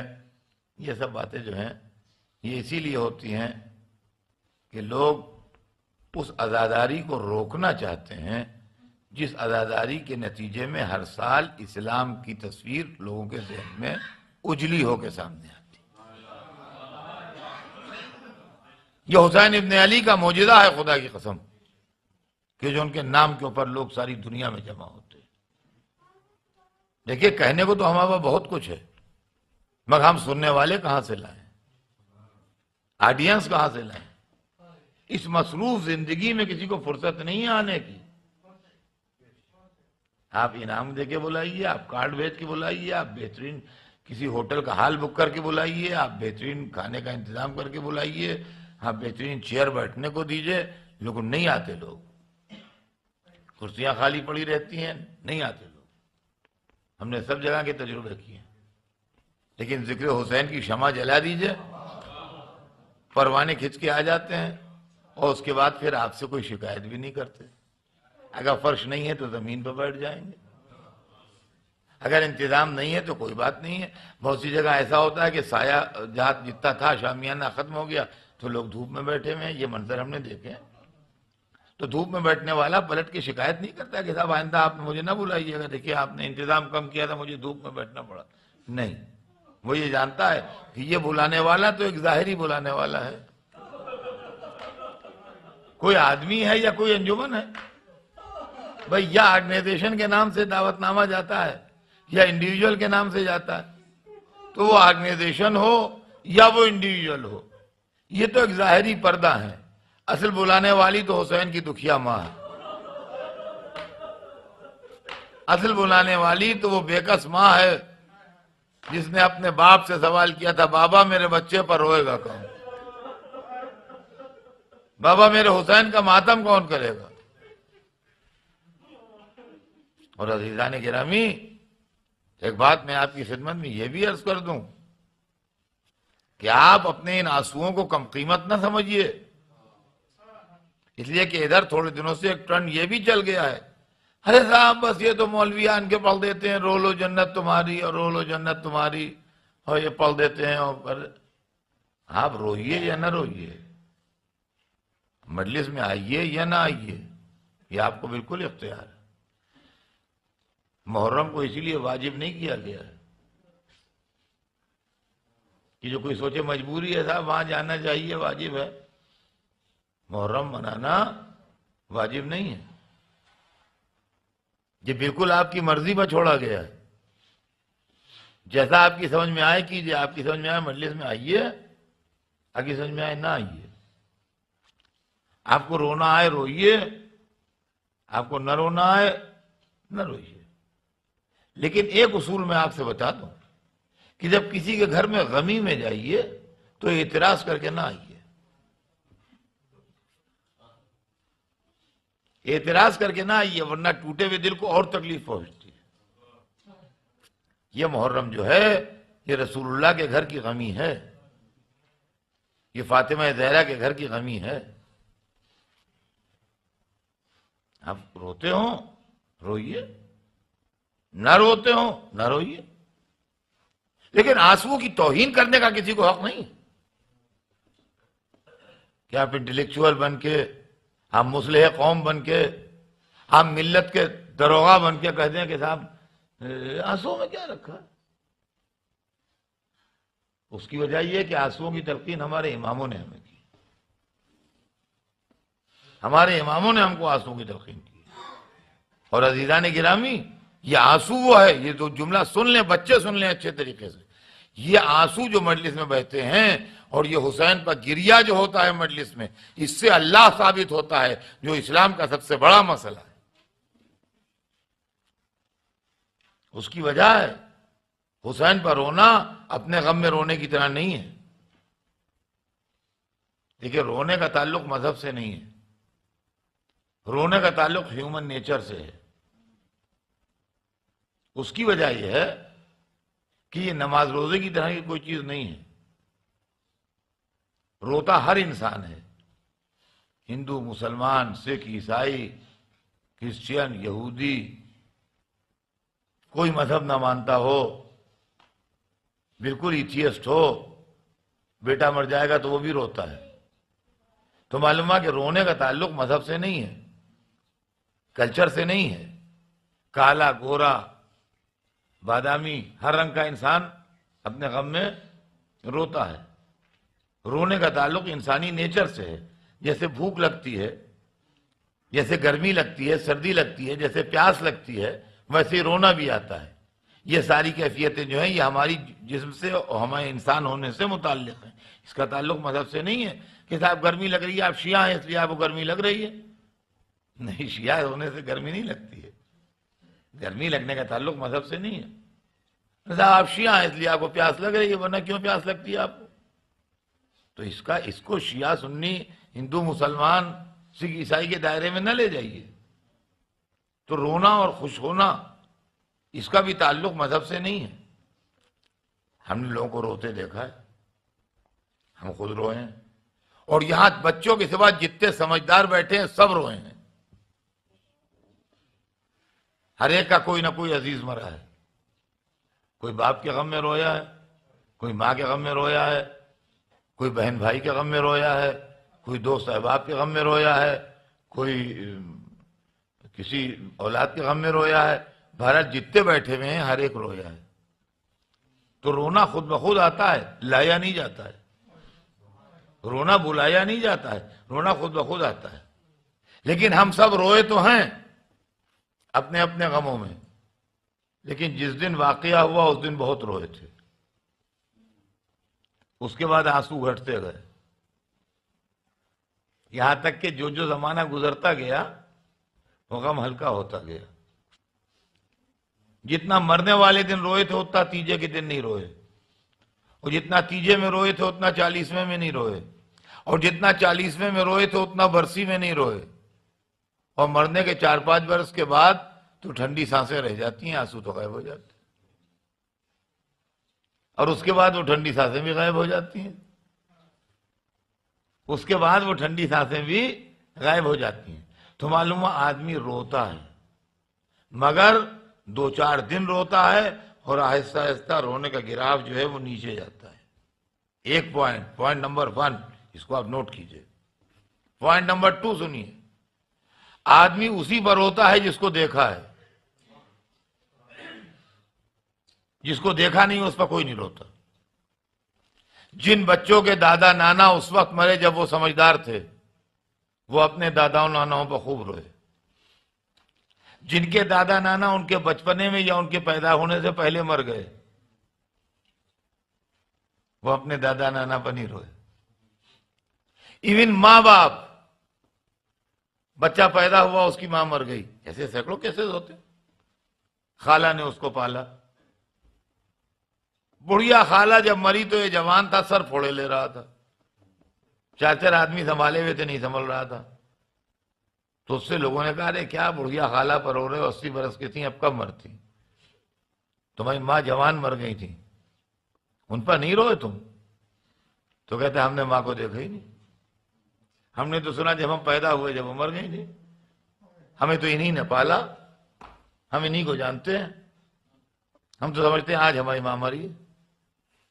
باپ مر گیا، بچہ 6 مہینے کا تھا، سال بھر کا تھا، کبھی اپنے باپ پر نہیں روئے گا. سمجھے آپ؟ آدمی روتا ہمیشہ اسی پر ہے جس کو دیکھتا ہے. اور اب تو تصویروں کا زمانہ ہے. لڑکا پیدا ہوا، بڑا ہوا، سمجھدار ہوا، 10 12 15 برس کا ہوا، گھر میں ایک تصویر لگی ہوئی ہے ایک بچے کی، ماں سے پوچھتا ہے تصویر کس کی ہے؟ کہا بیٹا تمہارا بھائی تھا بڑا، تمہاری پیدائش سے پہلے مر گیا، بڑا خوبصورت تھا، جس دن یہ مرا اس دن محلے کسی گھر میں کھانا نہیں پکا تھا، گھر گھر رو رہا تھا. وہ روتا ہوگا، یہ نہیں رو رہا ہے، سگا بھائی ہے اس کا وہ، مگر اس کی پیدائش سے پہلے پیدا ہو کے مر گیا، لہذا نہیں روتا. معلوم ہے کہ دوسری فطرت انسان کی یہ ہے کہ صرف اسی پر روتا ہے جس کو دیکھا ہے. فطرت کے دونوں اصول غم حسین کے خلاف ووٹ دے رہے ہیں. ہم اپنے غم میں 14 برس کے بعد کوئی نہیں روتا. ایک دکھا دیجئے مجھے جو اپنے غم میں 14 برس کے بعد رو رہا ہو. حسین کے غم میں 1400 برس کے بعد رو رہے ہیں. ایک دکھا دیجئے جو اس پر رویا ہو جس کو دیکھا نہیں ہے. کربلا کے 72 میں ہم نے کسی کی زیارت نہیں کی، مگر آج تک روتے ہیں. علی اصغر کی کمسنی پر روتے ہیں، قاسم کی گل پہرہانی پر روتے ہیں، عباس کی جوانی پر روتے ہیں. اب روتے ہیں کہ نہیں روتے ہیں؟ تو اس کا مطلب یہ ہے کہ یہ حسین پر رونا جو ہے یہ وہ رونا نہیں ہے جو ہیومن نیچر والا رونا ہے. یہ وہ رونا نہیں ہے جو ہیومن نیچر والا رونا ہے. اس لیے کہ اگر ہیومن نیچر والا رونا ہوتا تو 1400 برس کے بعد نہ ہوتا. اگر وہ رونا ہوتا جو ہم اپنی میتوں پر روتے ہیں تو جس کو نہیں دیکھا ہے اس پر ہم نہیں روتے. لیکن یہاں یہ ہے کہ 72 میں کسی کی زیارت نہیں کی مگر روتے ہیں. 1400 برس پرانا واقعہ ہے مگر روتے ہیں. واقعے کی ہر ڈیٹیل معلوم ہے مگر روتے ہیں. تو عزیزان گرامی، ایک دریا ایسٹ سے ویسٹ میں بہ رہا ہے، ایسٹ سے بہتا ہوا آ رہا ہے، ویسٹ کی طرف بہتا ہوا جا رہا ہے، اور کرنٹ بہت تیز ہے اس کا. ایک کشتی بہتی بھی چلی جا رہی ہے اس کرنٹ کے اوپر جس میں کوئی آدمی بیٹھا ہوا نہیں ہے. تو کوئی تعجب کا مقام نہیں ہے، یہ کوئی حیرانی کا مقام نہیں ہے، یہ کوئی بڑی نیوز نہیں ہے کہ دریا میں کشتی بہتی ہوئی چلی جا رہی ہے. ارے کسی ملا کی کشتی کھل گئی ہوگی، وہ بہ رہی ہے دریا کے اندر، تو بہے گی. جدھر کرنٹ جا رہا ہے، ادھر پانی جا رہا ہے، ادھر جائے گی بہتی ہوئی. تعجب کا مقام یہ ہے کہ دریا بہ رہا ہے ایسٹ سے ویسٹ کی طرف، اور کرنٹ بہت تیز ہے، دھارا بہت تیز ہے، اور کشتی جا رہی ہے ویسٹ سے ایسٹ کی طرف، اور کوئی بیٹھا ہوا نہیں ہے اور چل رہی ہے، نہ کوئی موٹر لگا ہے نہ کوئی انجن لگا ہے، اور کشتی چل رہی ہے، بہت تیزی سے اپوزٹ کرنٹ پہ جا رہی ہے۔ تو کوئی بیٹھا ہو یا نہ بیٹھا ہو، یہ ماننا پڑے گا کوئی ریموٹ کنٹرول سے اس کو کنٹرول کر کے چلا رہا ہے، جبھی یہ اپوزٹ کرنٹ پہ چل رہی ہے۔ تو عزیزان گرامی، نیچر کا بہاؤ یوں ہے، غم حسین کا بہاؤ یوں ہے، اپوزٹ کرنٹ پہ جا رہا ہے۔ اس کا مطلب یہ ہے کہ حسین کو رلانے والی کوئی ایسی طاقت ہے جو نیچر سے سپریم ہے۔ توجہ سنیے گا جملہ، جو نیچر سے سپریم ہے، جس کے قابو میں نیچر بھی ہے، اور جو نیچر سے سپریم ہو وہی اللہ ہے جس کے اختیار میں فطرت کے تمام قوانین۔ تو یہ حسین کا غم جو ہے، یہ اللہ کو ثابت کرنے کے لیے بہت بڑا ثبوت، اس لیے کہ حسین کی دکھیا ماں نے پوچھا تھا کہ بابا میرے بچے پر روئے گا، اور ماں نے اس وقت پوچھا تھا جب کربلا کا واقعہ نہیں ہوا تھا، اور بہن نے اس وقت تمنا کی جب کربلا کا واقعہ ہو گیا، جب سال بھر کے بعد شہزادی زینب قید سے چھوٹی، اور یہ جملہ بھی غلط ہے کہ قید سے چھوٹی، جب صبر زینب نے ظلم یزید کو شکست دی اور قید خانے کے دروازے ٹوٹے، زینب چھوٹی نہیں، زینب نے اپنی رہائی جیتی، زینب اپنی رہائی کی فاتح ہیں۔ بھلا یزید اور رحم کھا کے کسی کو چھوڑے گا؟ یزید اور رحم، یہ دو باتیں ایک ساتھ جمع نہیں ہو سکتی۔ ساری سیدانیاں گھٹ کے مر جاتی بی بی سکینہ کی طرح، یہ ظالم نہ چھوڑتا کسی کو۔ تو صبر زینب نے سکینہ کے بعد ایسے حالات ہوئے کہ اب یزید سمجھ گیا کہ اب اگر قید خانے کا دروازہ کھولا نہ گیا تو ٹوٹے گا، اور جب ٹوٹے گا تو میرے محل کا دروازہ پہلے ٹوٹے گا۔ لہذا اس نے سید سجاد سے بلا کے کہا کہ آپ آزاد ہیں، قید نہیں۔ تو انہوں نے فرمایا کہ میں اپنی پھوپھی سے بات کروں۔ اور دیکھیے، میں انسانی فطرت کو مشاہدہ کرتا ہوں، اس کے لیے ڈھونڈا کرتا ہوں۔ میں نے انٹرویو لیے ہیں لوگوں سے جو ظالموں کی قید میں رہے ہیں، میں نے ان سے بات کی۔ میں ممبر بیٹھا ہوں، آپ کو زیر ممبر نام بتا دوں گا۔